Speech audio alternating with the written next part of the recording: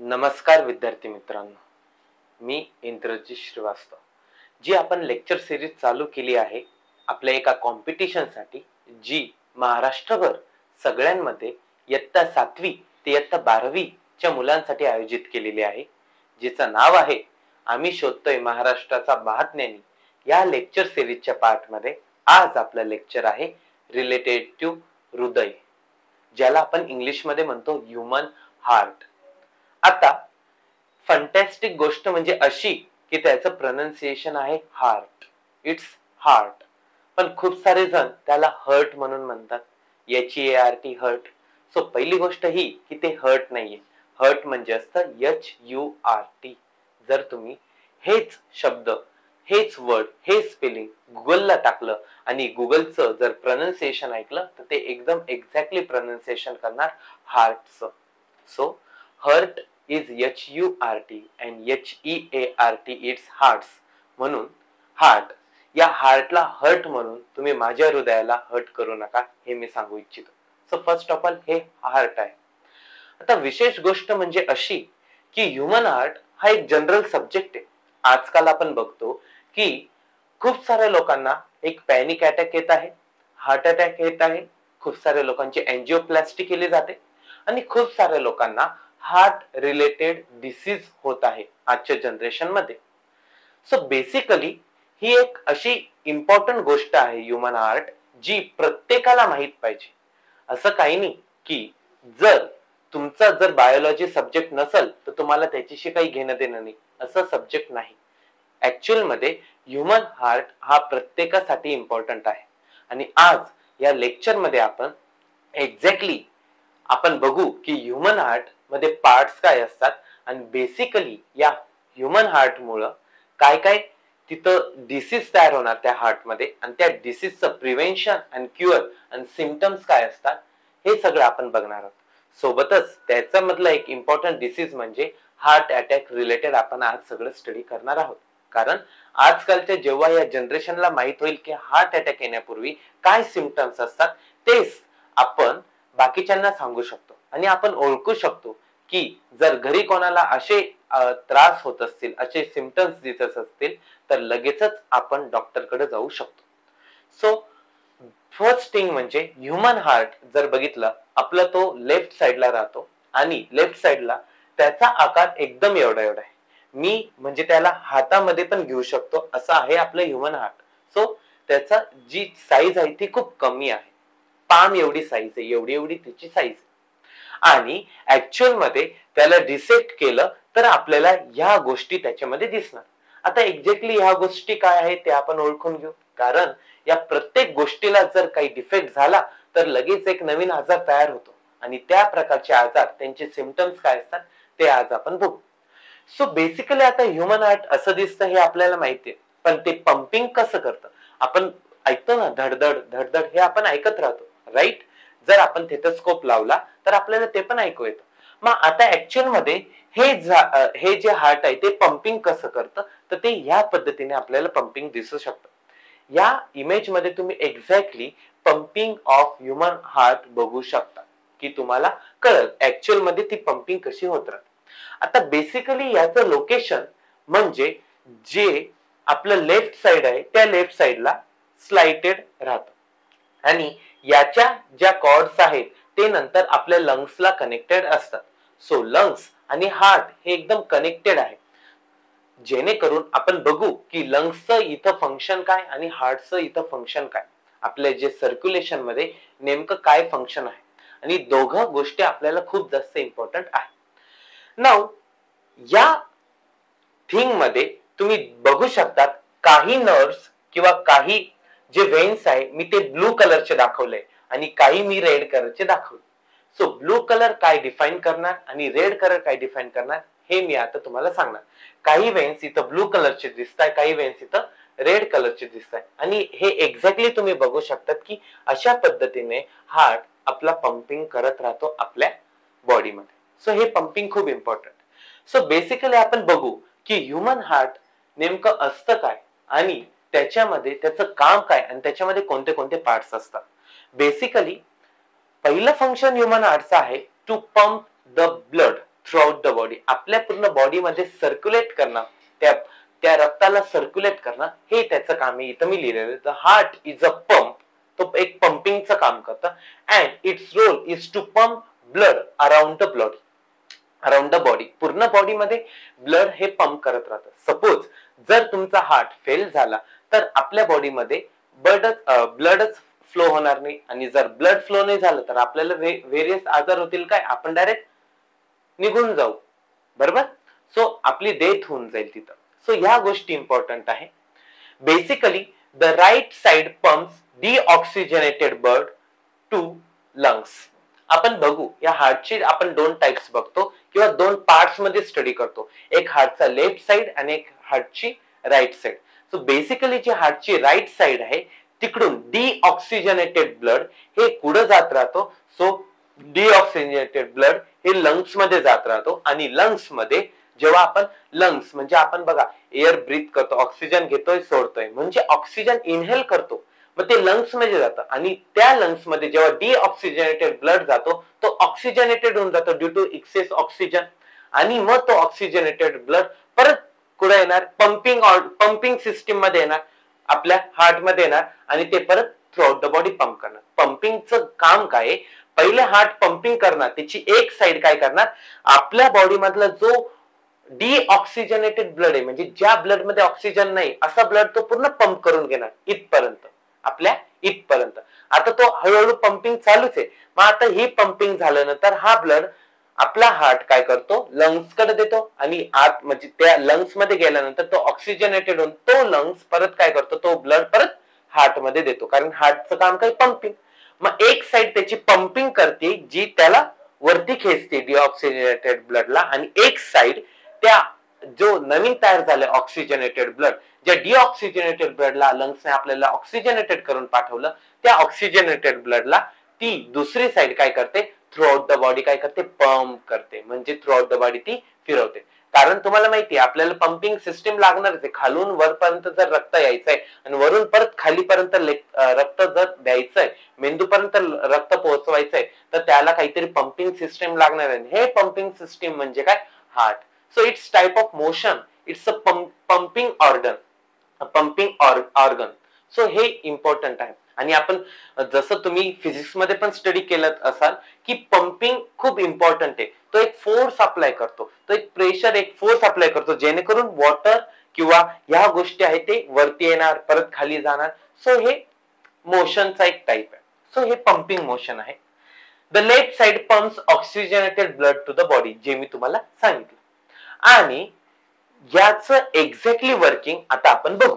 So this is all about the heart. Heart काय करते, एक पंपिंग ऑर्गन आहे, आणि ते डीऑक्सिजनेटेड ब्लडला घेतो, त्याला ऑक्सिजनेटेड करण्यासाठी लंग्स मध्ये देतो, आणि लंग्स मधून ऑक्सिजनेटेड करून आल्यानंतर परत तो पूर्ण बॉडी मध्ये देऊन टाकतो. That's heart. आता आपण या हार्टचे काही पार्ट्स आहेत ते बघू. बघा इथं मी सेपरेट पार्ट दाखवलेले. सो फर्स्ट हे जे ब्लू मी तुम्हाला बघा स्टार्टिंगला एक अॅनिमेशन दाखवलं, काही ब्लू वेन्स दाखवल्या, राईट, आणि काही रेड मध्ये दाखवले. तर आता ब्लू आणि रेड मध्ये बोलण्याचं कारण काय, तर बघा ब्लू जो आहे त्याला म्हणायचं व्हेना केवा. जो फर्स्ट इथली जी वेन आहे त्याला म्हणतो आपण व्हेना केवा. सेकंड जो हा दुसरा, हा राईट साइड आणि ही लेफ्ट साइड. बघा जर मी हार्ट असं उभं राहिलो, इथं माझा हार्ट आहे, तर इथली साइड माझी काय, राईट साइड, राईट हँड आहे, आणि इथली साइड माझी काय, लेफ्ट साइड आहे. सो इथं मी तेच दाखवले. सो ही राईट साइड झाली आणि ही पूर्ण लेफ्ट साइड झाली. आता मी राईट साइड बद्दल पहिले सांगतो, मग लेफ्ट साइड मध्ये. सो सेकंड इथं मी लिहिलंय राईट ॲट्रियम, या गोष्टीला वरच्या भागाला म्हणायचं अट्रियम, आणि 6 ला काय म्हणू मग आपण, left atrium. So that's what, 6 ला काय म्हणू आपण, लेफ्ट अट्रियम. जो हा मोठा भाग आहे ना याला म्हणायचं ventricle, and that's right ventricle and that's left ventricle. So याला म्हणायचं ventricle, right ventricle and that is left ventricle. Then चौथा भाग, हे बघा हे परत निळं आपल्याला दिसतंय. सो हे जे निळं तुम्हाला ते दिसतंय त्याला आपण म्हणतो काय, फोर्थ भागला पल्मनरी आर्टरी. ही एक पल्मनरी आर्टरी आहे. सो बेसिकली हे ब्लू दाखवायचं कारण म्हणजे काय, इथून वाहणारे जे ब्लड आहे ते 101% डिऑक्सिजनेटेड ब्लड आहे. आणि जे बाकीचं मी इथं रेड दाखवलेलं आहे बघा, इथं त्या रेड दाखवण्याचं कारण काय की ती तिकडून जे ब्लड येणार आहे हार्टकडे ते ऑक्सिजनेटेड ब्लड राहणार, म्हणजे त्या या वेन्स मधून जे ब्लड वाहणार आहे ते ऑक्सिजनेटेड राहणार आहे. आणि हे जे आहे ते काय डिऑक्सिजनेटेड ब्लड, म्हणून मी इथं ब्लू आणि रेड मध्ये दाखवलं. सो बेसिकली याला म्हणायचं पल्मनरी आर्टरी. आता हे रेड मोठं दिसतंय बघा, याला म्हणायचं aorta. So that's aorta. So R is silent. So that's aorta. So this is aorta. आणि इथला जो दोन भाग जो आहे त्याला आपण म्हणतो पल्मनरी व्हेन. त्याला काय म्हणायचं पल्मनरी व्हेन. आता आपण बघू बरं का एक्झॅक्टली याचं एकदम फंक्शन काय आहे. प्रत्येक पार्टचं एक इंटरेस्टिंग फंक्शन आहे. ते फंक्शन काय आहे आपण बघू. पहिले ओके, जसं आपण हे सगळे पार्ट्स बघितले तसं याच्यामध्ये वॉल्व राहतात. आपण नाही का म्हणतो हार्टमध्ये वॉलचा इश्यू झाला, कधी एक्स्ट्रा वॉल एक्स्ट्रा ओपनिंग राहतात. बेसिकली नॉर्मल ह्युमन हार्ट मध्ये 4 प्रकारचे वॉल्स राहतात. आता ते कोणते 4 वॉल्स राहतात ते बघा. सो फर्स्ट इकडची वॉल आहे बरोबर, ही इकडची इथं ही राईट साइड आहे, ही लेफ्ट साइड आहे. राईट साइड मध्ये जी राईट ऍट्रियम आणि राईट व्हेंट्रिकलला जी जॉईन करते ती लाइनिंगला इथं एक वॉल्व आहे, म्हणजे एक होल आहे, एक वॉल्व आहे. त्याला म्हणणार आपण ट्रायकस्पिड वॉल. काय म्हणायचं ट्रायकस्पिड वॉल. परत या दोघांमध्ये एक ओपनिंग आहे आपल्या लेफ्ट साइडला, त्याला म्हणायचं आपल्याला मायट्रल वॉल. त्याला काय म्हणायचं mitral valve. So this is tricuspid valve, this is mitral valve. आता ही इथं दोघांच्या मध्ये इथं एक ओपनिंग आहे, याला म्हणायचं एओटिक वॉल. काय म्हणायचं aortic. So R is again silent. So aortic wall. आणि ही इकडे जाताना ही जी आहे पल्मनरी व्हेन मध्ये जाताना जी ओपनिंग आहे त्याला म्हणायचं पल्मनरी वॉल. सो हार्ट मध्ये 4 प्रकारचे वॉल आहे. हे वॉल तुम्हाला माहित पाहिजे. याच्यावर एक्झामला पण क्वेश्चन येऊ शकतो, खालीलपैकी कोणती हार्टचं वॉलच नाही आणि कोणते पण 4 ऑप्शन दिले राहतील, 3 ऑप्शन याच्यापैकी राहतील, एक वेगळीच वॉल सांगितलेली असेल, मग जी वॉल नाही ते तुम्ही टिक करू शकता. So basically mitral valve, aortic valve, tricuspid valve and pulmonary valve. तुम्हाला माहित पाहिजे ट्रायकस्पिड वॉल ही राईट ऍट्रियम आणि राईट व्हेंट्रिकलच्या मध्ये असते आणि मायट्रल वॉल ही लेफ्ट ऍट्रियम आणि लेफ्ट व्हेंट्रिकलच्या मध्ये असते. हे तुम्हाला विचारलं जाऊ शकतं या रिलेटेड क्वेश्चन. सो आता बघू आपण ब्लड फ्लो नेमकं होतं काय. आतापर्यंत मी बोलत होतो ना की पंपिंग मग नेमकं पंपिंग म्हणजे नेमकं असतं काय. सो पहिले आपण वर्किंग बघू राईट साइडचं. So basically this is right side. आता मी काय बोललो हे डिऑक्सिजनेटेड ब्लड येतात. सो जेव्हा हार्ट पंपिंग करणार आहे तेव्हा डिऑक्सिजनेटेड ब्लड या मार्फत येणार आहे. सो इथं लिहिलंय deoxygenated blood passes through the vena cava and into the right atrium. हे पहिलं काम आहे. इकडून डिऑक्सिजनेटेड ब्लड येणार म्हणजे पूर्ण बॉडी काय करणार डिऑक्सिजनेटेड ब्लड या व्हेनला पाठवणार आणि हे काय करणार ही कॅरी करणार आणि ती कुठपर्यंत पाठवणार राईट ऍट्रियम पर्यंत पाठवणार.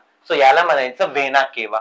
सो व्हेना केवा काय करतो सगळ्या बॉडी मधून डिऑक्सिजनेटेड ब्लड एकत्र करतो आणि तो डिऑक्सिजनेटेड ब्लड तो राईट ऍट्रियम मध्ये टाकतो. सो हे व्हेना केवाचं काम आहे आणि म्हणून तो मी ब्लूइश दाखवलाय कारण तो डिऑक्सिजनेटेड ब्लड आणतोय.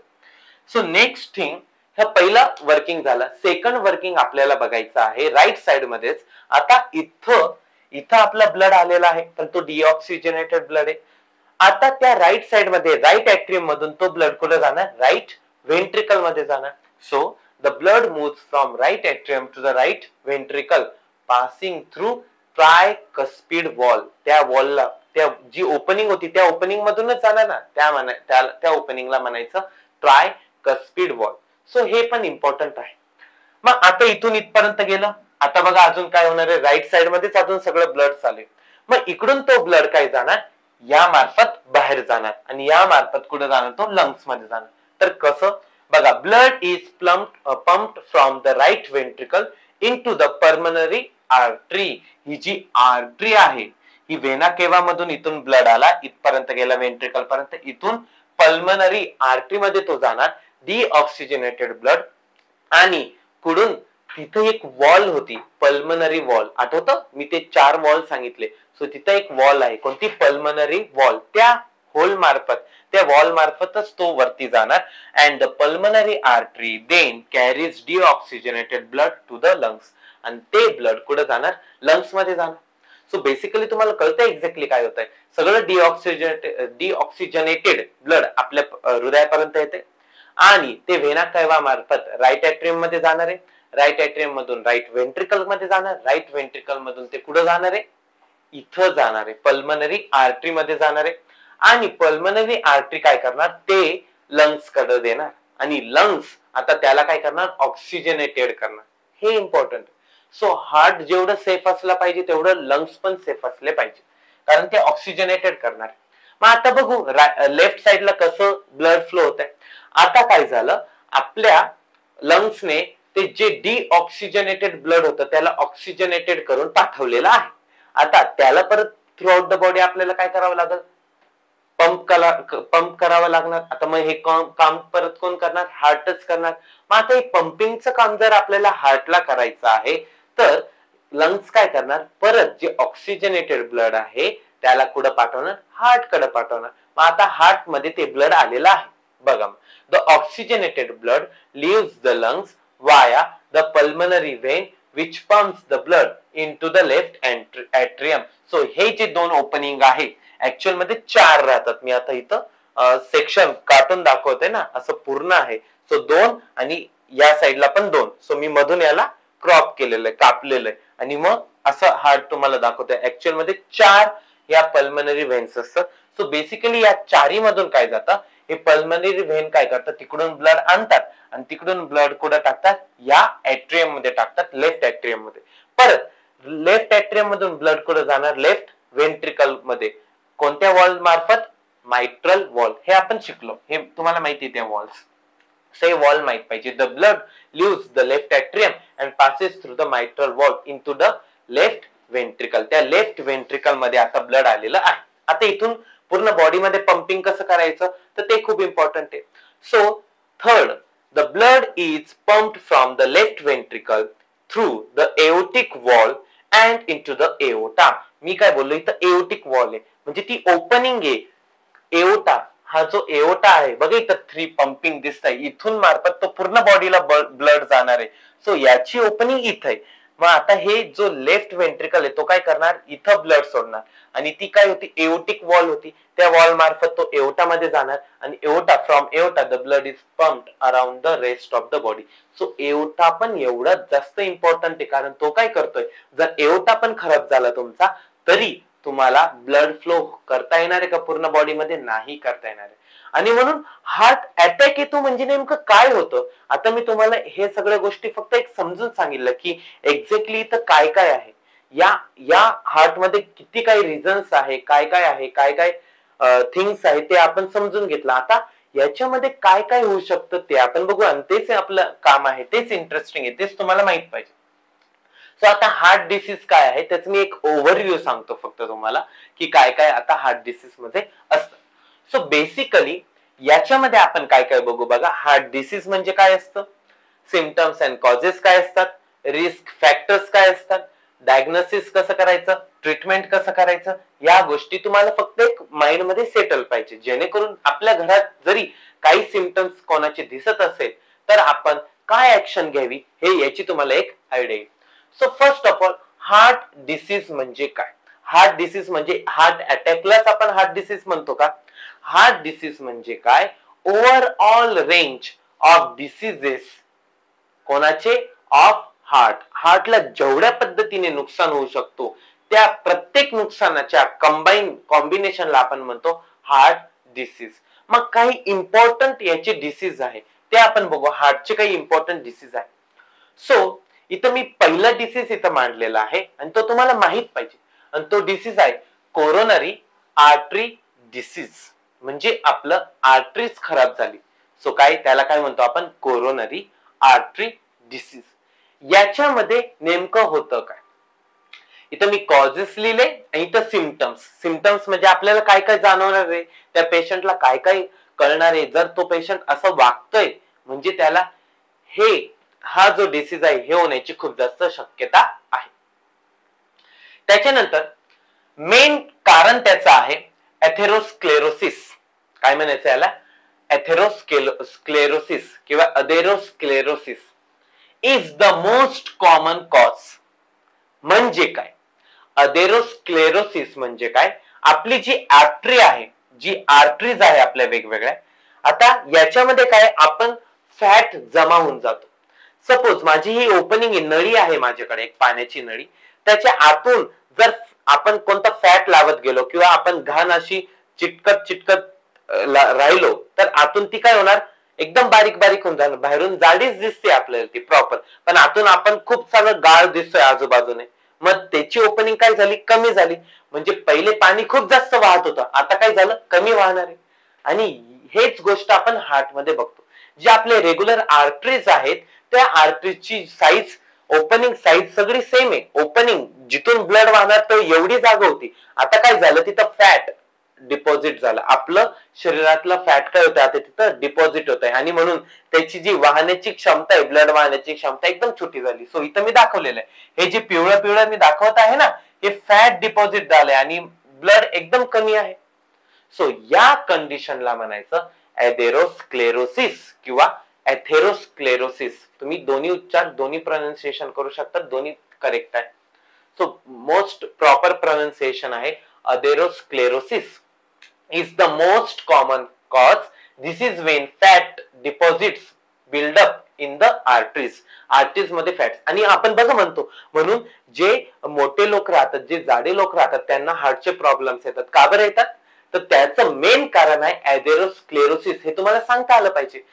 जर आता ह्या गोष्टी सायंटिफिक टर्म्स सांगायची गोष्टी का बरं?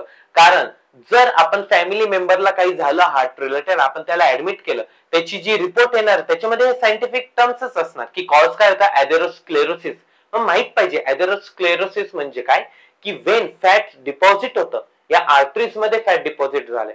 म्हणजे आपण बघतो काही जाडे लोक आहे, काही मोठे लोक आहे, त्यांना हार्टचे प्रॉब्लेम लवकर येतात. का बरं आपण असं म्हणतो? पण तर त्याचं एकच कारण आहे की एथेरोस्क्लेरोसिस होत आहे. त्यांची जे आर्टरीज आहे, त्यांचं जे एक्स्ट्रा फॅट आहे ते त्या आर्टरीज मध्ये जाऊन बसतंय आणि ते फसलं तर ब्लडला जायला जागा कमी होणार आणि ब्लड थ्रूआउट द बॉडी कमी जाणार, मेंदूकडे पण कमी जाणार, खाली पण कमी जाणार, इकडे पण हार्टच्या आजूबाजूला पण कमी ब्लड फिरणार आणि म्हणून त्या माणसाला अटॅक, हार्टचे अटॅक येण्याचे, म्हणजे तो माणूस मरणार लवकरात लवकर, हे चान्सेस खूप जास्त असतात. आणि म्हणून आपण म्हणतो काय, फॅट कमी पाहिजे शरीरामध्ये. मग आपण काय करतोय? एक्सरसाइज वगैरे ह्या गोष्टी सांगतोय की जेणेकरून हार्ट जो फॅट आहे तो कमी झाला पाहिजे. मग आता सिम्पटम्स काय काय दिसणार जर असं होत असेल तर याचे सिम्पटम्स आहे चेस्ट पेन. का बरं? तिथं ब्लड आता फ्लो कमी झालाय, तो चेस्ट पेन होणार, चेस्ट टाइटनेस होणार, टाइटनेस वाटतंय आपल्याला, असं ताण, चमका निघतात बघा. आपण म्हणतो इथं छातीत चमका निघताय, तर ब्लड फ्लो होत नाही म्हणून चमका निघताय. शॉर्टनेस ऑफ ब्रीथ, कमी आपल्याला शॉर्टनेस होते ब्रीथची. इथं मानेला जनरली या मानेला दुखत राहतो, आपल्या लेफ्ट साइडचे ही जी नर्व्स राहते इथं आपल्याला दुखत राहतं. And numbness in the legs or arms, आपले ते सगळ्या गोष्टी असे नम पडून जातात, थोडं सुजून पडतात, थोडं ते पेन करू लागतात, ह्या गोष्टी आहेत. सो हे सिम्पटम्स आहे. हे जर होत असेल तर त्या गोष्टी असतात आणि जाडे लोकांना खूप जास्त होतो. सेकंड डिसीज आपल्याला बघायचं याच्यामध्ये हार्ट अरिथमियस. आता मग हार्ट अरिथमियस म्हणजे काय? There are many cause of arrhythmias. This include cardiomyopathy, diabetes, ज्या लोकांना डायबिटीस आहे ना त्यांना हे होणारच, डायबिटीस. इलिगल ड्रग यूज होणारच, म्हणजे जर त्यांनी प्रिकॉशन्स घेतले तर त्यांना नाही होणार. परत जे ड्रग्ज घेतात, स्मोकिंग करतात, ह्या गोष्टी करतात त्या लोकांना, जे अल्कोहोल घेताय, कॅफिन जास्त घेताय, त्या सगळ्या लोकांना हार्ट अरिथमियस होणार. मग आता नेमकं होतं काय हार्ट अरिथमियस मध्ये? The symptoms of heart arrhythmias include chest pain, dizziness, fainting, light headache, त्याच्यानंतर स्लो और फास्ट हार्टबीट. कधी कधी बघा आपलं हृदय खूप जोरात धडकू लागतं, कधी कधी एकदम स्लोली होतं, ह्या सगळ्या गोष्टी. सो हे सगळं हार्ट अरिथमियसचा प्रकार आहे. सो हे तुम्हाला माहित पाहिजे. हा एक टाइप आहे हार्ट डिसीजचा.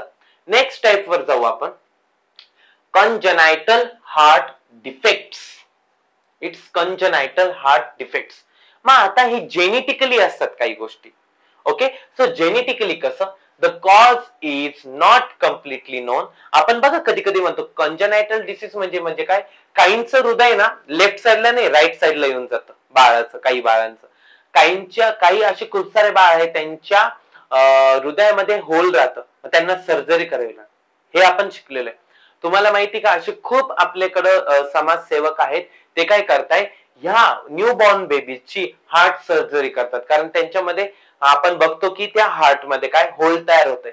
सो हे आपण काही, तो बाळ तर जन्मालाच आला नाही, आपण काही केलं का, तो नॅचरली झालंय. तो याला म्हणायचं कंजनायटल. काही जेनेटिक्स मुळे तो झालेला असेल, त्याच्या जेनेटिक्स मध्ये थोडाफार प्रॉब्लेम झाला असेल, ते त्याच्यामुळे त्या गोष्टी झालेल्या आहे. सो त्या बाळाने तर अजून स्मोकिंग वगैरे हे काही गोष्टी केल्याच नाही, तरी त्याला ह्या डिसीज होत आहे. सो याला म्हणतात congenital disease. So the cause is not completely known. कारण माहितीच नाही ना कशामुळे होतोय. बाळ येतोय आणि त्याला होल आहे, बाळाला राईट साईडला हार्ट आहे, ऍक्च्युअल मध्ये लेफ्ट साईडला पाहिजे, पण हे कळत नाही. However it is felt to be due to changes to genes. कधी कधी काय होतं, जीन्स मध्ये चेंजेस होतात त्याच्यामुळे. Medicines and environmental factors such as alcohol use during pregnancy. आता प्रेग्नन्सी मध्ये काय मेडिसिन्स घेतल्या गेल्या, अल्कोहोल काही घेतलं गेलंय का, काही जीन्स मध्ये चेंज झालाय का त्या मदर मध्ये. सो या सगळ्या गोष्टी इम्पॉर्टंट राहतात त्यांच्यामुळं. सो प्रेग्नन्सी मध्ये एकदम प्रॉपरली आपल्याला सगळं फॉलोअप घ्यावं लागतं. सो त्याच्यामुळे हे कंजनायटल डिसीज होतात. सिम्पटम्स आहेत, सो काय आहे, ग्रे और ब्लू स्किन. त्या बाळाची स्किन आहे ना लगेच आपल्याला ग्रे आणि थोडी ब्लूइश दिसते झाल्यानंतर. ऍक्च्युअल मध्ये झाल्यानंतर बाळाची स्किन कशी दिसायला पाहिजे, रेड दिसायला पाहिजे, पण ती ग्रे और ब्लूइश दिसते. त्याच्यानंतर लेग स्वेलिंग, आपला जो पाय आहे तो असं फुगलेला दिसतो एक साईडचा. इन्फंट शॉर्टनेस ऑफ ब्रीथ और poor weight gain in infant. जर आपण त्याचं वेटच वाढत नाहीये, आपण बघतोय 10 दिवस झाले, 12 दिवस झाले, 1 महिना झाला, त्याचं वेटच वाढत नाही, लगेच कळून येतं या गोष्टी. आणि आता तर खूप फास्ट ह्या सगळ्या गोष्टी कळून येतात की लहान मुलाला काय झालेलं असं. त्याच्यानंतर शेवटचा एक टाईप आहे हार्ट वॉल डिसीज. मी तुम्हाला 4 प्रकारचे वॉल सांगितले, बरोबर आहे. त्या चारही वॉल खूप इम्पॉर्टंट आहे. जर त्या वॉल मध्ये काही तयार झालं किंवा कधी फॅट डिपॉझिट झालं तर ते काय होणार, बंद होऊन जाणार, मग ब्लड खाली जाणारच नाही वॉल मधून, किंवा ते वॉल खराब व्हायला लागतात. आणि या गोष्टीला आपण म्हणतो काय, heart wall disease. Show cause काय, rheumatic fever, its pronunciation is rheumatic. So rheumatic fever, connective tissue disorders and infectious endocarditis are common causes. Babies may also be born with wall issues. आपण नाही का बोलतो की hole बंद झालाय किंवा hole किंवा जास्तच मोठा होल झालाय बेबीज मध्ये, खूप सारे डिसीज राहतात. सो याच्यामध्ये फिवर येणं, rheumatic fever नावाची कन्सेप्ट आहे. खूप जास्त फेवर येऊन जातो, कधी कमी होऊन जातो, परत येतो, थंडी वाजून येते, या सगळ्या गोष्टी आहेत. परत फिवर येतोय तर का बरं येतं, कारण ब्लड फ्लो पण नीट होत नाहीये, त्या सगळ्या प्रॉपरली गोष्टी होत नाहीये ज्या प्रॉपर व्हायला पाहिजे ते. सो फिवर खूप जास्त येतं या थिंकिंग मध्ये. आणि कळून येतं की आपल्याला ब्लडचं काय सीन आहे, आणि हार्ट मध्ये पण थोडंसं पेन जाणवत राहतं एकदम बारीकसा. आणि परत आपली ब्रीदिंग पॉवर पण वेगवेगळी वाटते आपल्याला.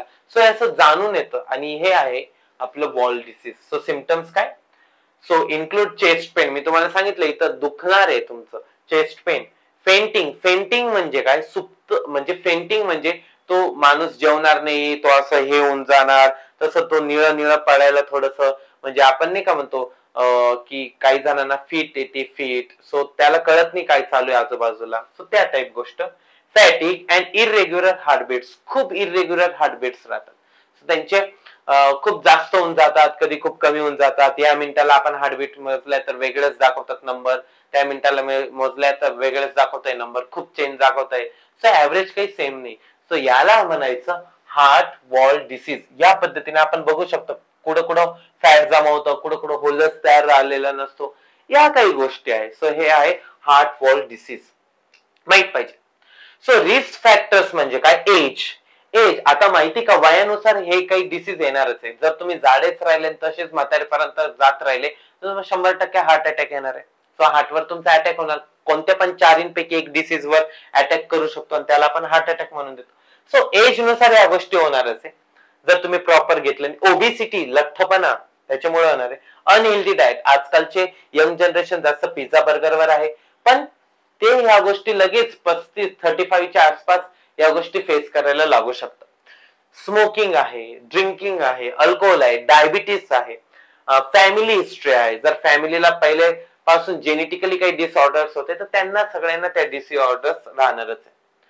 डायग्नोसिस कसं करायचं, ईसीजी माहिती तुम्हाला, आपण नाही का बघतो की डॉक्टरने ईसीजी करायला लावला. नंतर हे पण माहिती एंजिओग्राम, आपण नाही का म्हणतो की खूप लोकांनी एंजिओप्लास्टी केली. सो हे काही ट्रीटमेंट्स आहे. एमआरआय स्कॅन आहे, सिटी स्कॅन आहे, ब्लड टेस्ट आहे, इकोकार्डिओग्राम आहे. या सगळ्या आपण हार्टचा एक ग्राफ काढला जातो, हार्टचं पंपिंग कसं आहे, काय आहे, नॉर्मल आहे का नाही, ते सगळं ग्राफ वरून कळतं, स्कॅनिंग वरून कळतं. आता सिटी स्कॅन तर कोविड मध्ये खूप जास्त युज झालंय. कोविड मध्ये सिटी स्कॅनने काय केलं, पूर्ण स्कॅन केलं लंग्सला, आणि लंग्स मध्ये कळालं की ऍक्च्युअल मध्ये किती गाठी टाईप तयार झाले, किंवा आपण म्हणतो ना ते न्यूमोनिया काही लोकांना होत होता. सो न्यूमोनिया कुठं कुठं तयार झालं, न्यूमोनियाचे सेल्स लगेच आपण बघू शकतो की आतली साईड कशी झाली, काय नाही झाले. सो सिटी स्कॅन आपल्याला लगेच या गोष्टी सांगतं काही डिफेक्ट असेल तर. सो आता ट्रीटमेंट काय करायची. सो ट्रीटमेंट तर हे आहे की तुम्ही रोज मेन आपण प्रॉपर ट्रीटमेंट म्हणतोय घरची ट्रीटमेंट, की तुम्ही स्मोकिंग टाळलं पाहिजे, ड्रिंकिंग टाळलं पाहिजे, झोप चांगली घेतली पाहिजे. नेक्स्ट थिंग, तुम्ही कोणत्याच गोष्टीचं टेन्शन नाही घेतलं पाहिजे. आणि टेन्शन पण ही एक निगेटिव्ह एनर्जी राहते, ती निगेटिव्ह एनर्जी आपल्या हार्टवर अफेक्ट करू शकते. नेक्स्ट थिंग म्हणजे काय, की आपण जर जाडे असू तर रोज एक्सरसाइज रेग्युलरली केली पाहिजे, जेणेकरून त्या गोष्टी प्रॉपरली होतील, फॅट तुमचं कुठं साचणार नाही.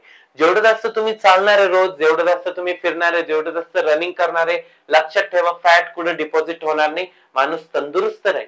ओके, सो ह्या काही थिंग्स आहे. So heart disease can be manage and treated by stopping smoking, having a healthier diet, चांगलं डाएट पाहिजे, तेलगट वगैरे काही खाल्लं नाही पाहिजे, एक्सरसाइजिंग मोर, मॅनेजिंग स्ट्रेस लेवल, मी तुम्हाला म्हटलं टेन्शन नाही पाहिजे, medication, surgery and managing blood pressure, कारण ब्लड प्रेशर पण इम्पॉर्टंट आहे. हायपरटेन्शन झालं, ब्लडवर जास्त प्रेशर आला तर ते खूप सारे डिसीज तयार करू शकतं. सो हे घरगुती उपचार, बाकीचं तर तुम्हाला डॉक्टरकडे जाऊन करावं लागणार. सो आता जनरली मेन गोष्ट म्हणजे हार्ट अटॅक. खूप लोकांना काय होत राहतो, इथं हार्ट अटॅक होत राहतं, की हार्ट अटॅक होतं, आपल्याला खूप जास्त पेन होत आहे. आणि हे आजकाल सगळ्या मोस्ट ऑफ द ठिकाणी आपण बघतोय, मॅक्झिमम डेथ हे हार्ट अटॅकने होते. जवळजवळ इंडियामध्ये म्हणा किंवा वर्ल्ड मध्ये एका दिवसाला हार्ट अटॅकने मरणारे लोकांची संख्या खूप जास्त आहे. सो हे गोष्ट माहित पाहिजे की हार्ट अटॅक हे काही चांगलं नाहीये. मग आता याला आपण ट्रीटमेंट कशी करायची ते आपण बघू हार्ट अटॅकवर. सो हार्ट अटॅक म्हणजे काय, सो हार्ट अटॅक म्हणजे काय, कोरोनरी आर्टरीज काय करतात, ते coronary arteries that supply the heart muscles become block. म्हणजे जे कोरोनरी आर्टरीज आहे, जे ब्लड आपल्याला सप्लाय करणारे सगळ्या हार्ट मसल्सला, सगळ्या गोष्टी ते ब्लॉक होऊन जातात. पहिलं डिसीज मी सांगितलं, आठवत आहे, कोरोनरी आर्टरी डिसीज, त्या गोष्टी होणार आहे. त्याच्यानंतर पार्शियली जरी ब्लॉक असेल तरी आपल्याला तुम्हाला माहिती ना एंजिओप्लास्टी करताय लोक, सो पार्शियली ब्लॉक राहतं त्यांचं, थोडंसं ब्लॉकेज निघतं, तर ते आपण एंजिओप्लास्टी करून आपण ट्रीट करू शकतो त्या गोष्टी, पण ते हार्ट अटॅकचं एक बेसिक फीचर आहे. आणि जर पूर्णच ब्लॉक झालं तुमच्या आर्टरीज तर 100% तुम्हाला हार्ट अटॅक येणार आहे.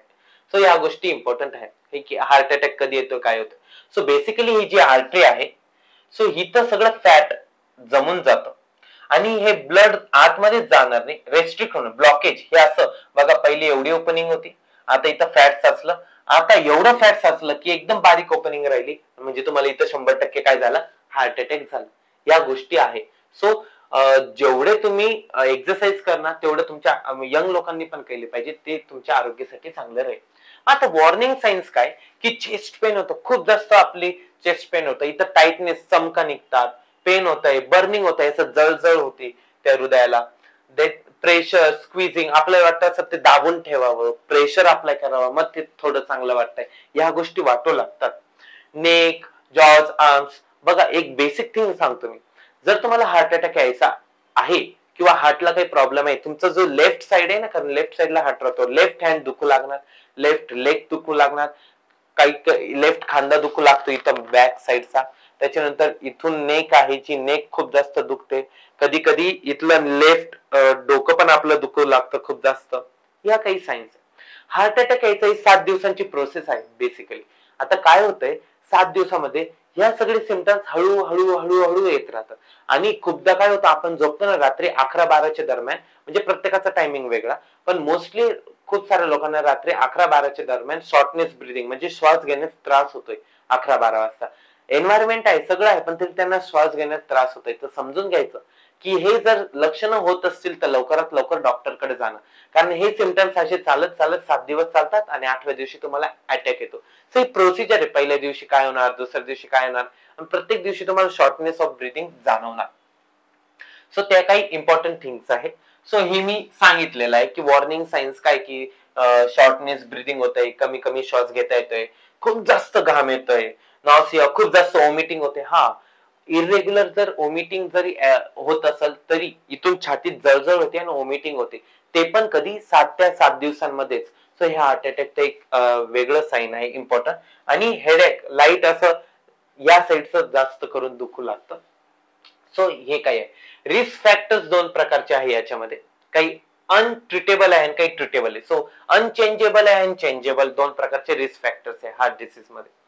मग आता अनचेंजेबल म्हणजे काय की आपल्याकडं एज आहे, तुमचं एज 50च्या नंतर गेलं, 60च्या नंतर गेलं, तुम्हाला या गोष्टी होणारच आहे जर तुम्ही प्रॉपर डाएट वगैरे फॉलो नाही केलं तर. त्याला आपण चेंज करू नाही शकत एजला तरी. सो ग्रेटर चान्स राहतो. त्याच्यानंतर जे मेल्स राहतात त्यांना जास्त चान्स आहे, कारण ते खूप जास्त टेन्शन घेतात लेडीज पेक्षा. सो त्यांना खूप जास्त चान्स आहे या हार्ट अटॅकचा. सो हे पण चेंज करू नाही शकत आपण की असं नाही राहणार. सो हे आणि काही फॅमिली हिस्ट्री राहील, तर फॅमिली पासून जर काही लोकांना हार्टचे काही प्रॉब्लेम्स असतील तर तुमच्यात ते प्रॉब्लेम्स येणारच आहे. चेंजेबल काय की हायपरटेन्शन, जर तुम्हाला ब्लड प्रेशर आहे तर तुम्ही कंट्रोल मध्ये ठेवा, हे तुम्ही कंट्रोल करू शकता, हे चेंज करू शकता. सिरम कोलेस्टेरॉल, आपल्याकडे काही गुड कोलेस्टेरॉल राहतो, काही बॅड कोलेस्टेरॉल राहतो आपल्या बॉडीमध्ये. सो कोलेस्टेरॉल हे खूप इम्पॉर्टंट आहे, आपल्या बॉडीमध्ये गुड पाहिजे आणि तुम्ही चेकिंग करू शकता गुड कोलेस्टेरॉल किती, बॅड किती, आपण चेकिंग करून लगेच काढलं पाहिजे घरी पण. जर आता पण तुम्ही तुमच्या आई वडिलांची चेकिंग पाठवली तर तुम्ही चेकिंग करा की कोलेस्टेरॉल लेवल चेकिंग करायची. त्याच्याने पहिले कळणार तुम्हाला की तुमच्या आई वडिलांना हार्ट अटॅकचे सायन्स आहे का नाही आहे. घरी जे पण एज व्यक्ती असतील त्यांची तुम्ही कोलेस्टेरॉल लेवल चेक करा. ते घरी येणार, ते तुमचं चेकिंग करणार ब्लड वगैरेने आणि त्या ब्लड मधून सगळं त्यांना करणार की किती कोलेस्टेरॉल आहे आणि ते गुड आहे का बॅड आहे, लगेच कळणार. मग आपल्याला कळतं की यांचं कोलेस्टेरॉल खूप वाढलंय, ते बॅड कोलेस्टेरॉल आहे, ते शरीरासाठी चांगलं नाही, तर तुम्ही ते कंट्रोल करू शकता जेणेकरून फ्युचर मध्ये तुम्हाला हार्ट अटॅक राहणार नाही. ओबेसिटी, लठ्ठपणा, डायबिटीस मलायटस. सो डायबिटीसचा प्रकार आहे, डायबिटीस म्हणतो आपण त्याला. फिजिकल इनॅक्टिव्हिटी, काही जण सुप्त राहतात, फक्त चालतात बसतात, सिगरेट आहे, अल्कोहोल आहे, हे काही रिस्क फॅक्टर्स आहेत. सो या काही गोष्टी आहेत. हायपर टेन्शन काय असतं हे तर तुम्हाला माहिती की ब्लड प्रेशर म्हणतो की ब्लड काय करतो, वेन्सवर प्रेशर अप्लाय करतो. हायपर टेन्शन झालं, मग नंतर कोलेस्टेरॉल राहतं, काही गुड असतं काही बॅड असतं, तर ते तुम्हाला माहित पाहिजे. ह्या काही थिंग्स आहे, काही बॅड गुड. आणि मग कोलेस्टेरॉल लेवल जर आपल्याला चांगली ठेवायची तर तुमचं प्रॉपर डाएट पाहिजे, एक्सरसाइज रेग्युलर पाहिजे, स्मोकिंग नाही केलं पाहिजे, अल्कोहोलचं पण तुम्ही खूप कमी प्रमाण केलं पाहिजे.